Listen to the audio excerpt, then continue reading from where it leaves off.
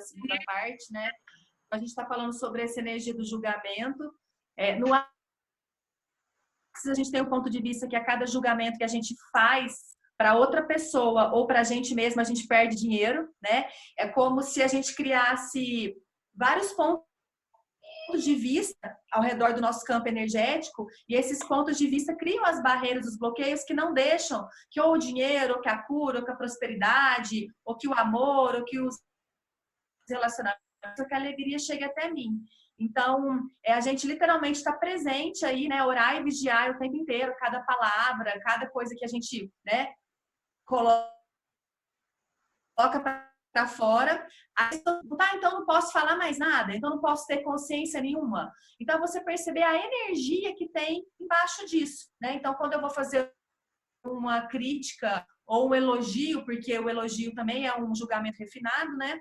É eu olhar a energia que está por detrás daquilo, porque às vezes pode ser só uma percepção, né? Opa, peraí, acho que a Luzia não está bem hoje. Ou pode ser uma maldade mesmo. Nossa Senhora, a Luzia, pelo amor de Deus, como pode melhorar? Gente, adorei o julgamento então, refinado. Ainda não tinha usado esse termo ainda, julgamento refinado. Julgamento Eu estou refinado fazendo um julgamento refinado. Disfarçado, né? Refinado e disfarçado. Gente, vocês percebem como é um hábito muito grande julgamento?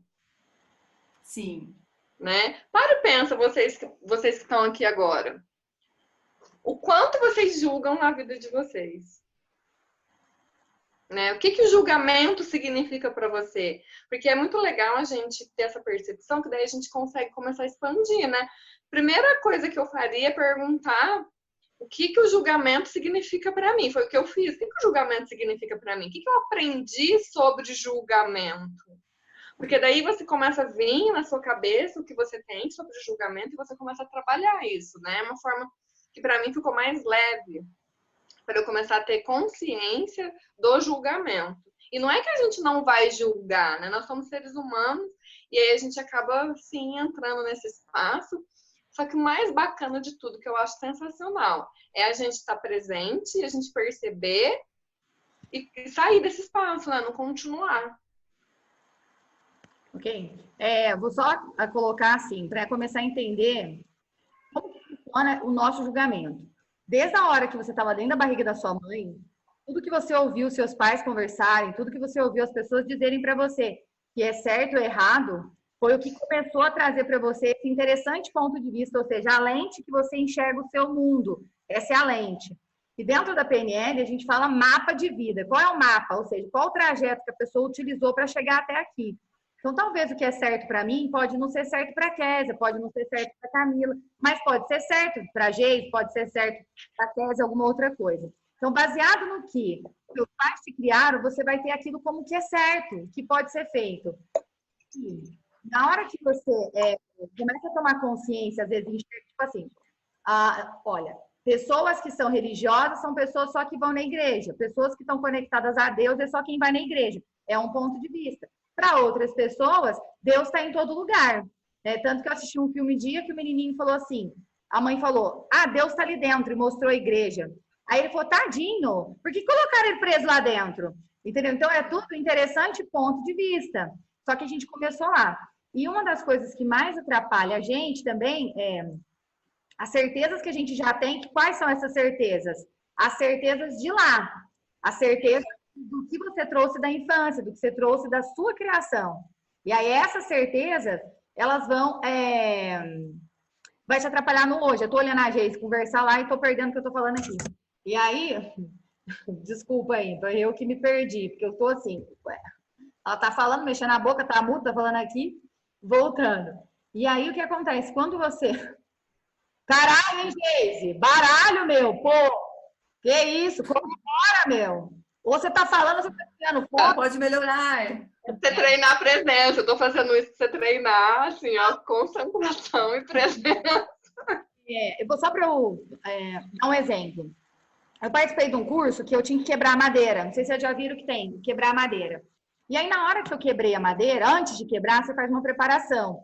Ali eu aprendi o que era o julgamento. Não quer dizer que está livre. E quando eu fiz o curso de barras, aquilo só potencializou mais.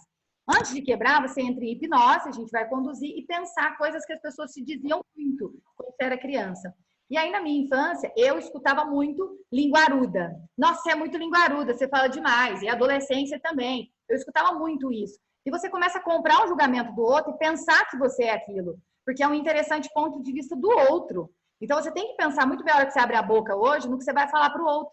Se não for para você fazer um elogio refinado, no meu interessante ponto de vista, talvez melhor nem falar. Porque você não sabe o que você pode fazer com a vida de uma pessoa. Como, por exemplo, eu vivo da minha fala. E no passado, toda vez que eu falava muito, eu ficava, eu acho que eu falei demais, né? Deixa eu parar, daqui a pouco vão falar que eu sou linguaruda. Porque as pessoas próximas a mim me apresentavam assim para as pessoas. Nossa, olha que ela é doida, viu? Ela é linguaruda, mas ela fala, você vai gostar de conversar com ela fala muito. Só que isso me doía, isso me limitava, entendeu? Então, quando a gente está próximo de alguém, você pensar o que você fala para a pessoa, se aquilo vai potencializar ela ou vai diminuí-la. E quando alguém te disser algo, lembre-se, é o ponto de vista da pessoa, não é o seu. Se você se alinhar e concordar, você compra aquela realidade e cria para você. Na hora que eu quebrei aquela madeira, foi a libertação. E aí eu entendi. Quando alguém chega e fala alguma coisa para mim, eu falo, interessante seu ponto de vista, porque também tudo que eu enxergo no outro está em mim. Se eu não conheço, nunca comi jiló, como é que eu vou virar e falar, não come não, é ruim, é jiló, mas você nunca comeu. Então eu só julgo o outro dentro do que eu tenho dentro de mim. Ou algum dia ou não, tá? Então foi assim que eu entendi. E dentro do Barras mais ainda, né? Essa coisa de que julgamentos são mentiras que a gente conta para controlar o outro, ou são mentiras que as pessoas contam para nos controlar. Porque quando você olha para alguém e fala, você é linguaruda, hein? Aí a pessoa compra de você, ela fica, eu sou mesmo. E ela vai se diminuindo, né? E onde a gente entra na mediocridade, entre outras coisas. Essa é a minha colaboração do que eu tenho de consciência como julgamento. Hoje eu penso muito para eu abrir a boca e falar, olha, eu só falo, no meu ponto de vista, no meu interessante ponto de vista, agora está acontecendo isso, e se a pessoa me perguntar do contrário, só vou buscar elogiar, mesmo que seja um julgamento refinado, mas eu vejo muito mais como um positivo. Luzia, mas o julgamento refinado, ele também não é bom. O julgamento refinado é quando a gente acha que ele não é um julgamento. Exatamente. Tem esse nominho, ponto de vista da minha visão. Esse nominho bonito aí, mas ele também não é contribuição. É que, na verdade, eu falo como um elogio, tá? Eu não vejo como julgamento refinado. É no meu interessante ponto de vista, eu prefiro abrir a boca para olhar e falar algo positivo para você, do que olhar para você e falar, nossa, hoje você hoje você tá assado. É isso que eu tô querendo passar, entendeu? Então, eu entendi agora o que é o julgamento refinado no meu interessante ponto de vista. Bom, eu tenho uma coisa para falar sobre o julgamento de uma forma extremamente simples, talvez para quem esteja ouvindo pela primeira vez, né? Então, uma coisa para a gente começar e talvez também trazer uma prática que seja contribuição para mudar isso, eu acredito que é vocês, por exemplo, que estão ouvindo, começarem a pensar o que você mais se chama, por exemplo, de ruim. Então, o julgamento não é só o que eu aponto no outro, seja bom ou ruim.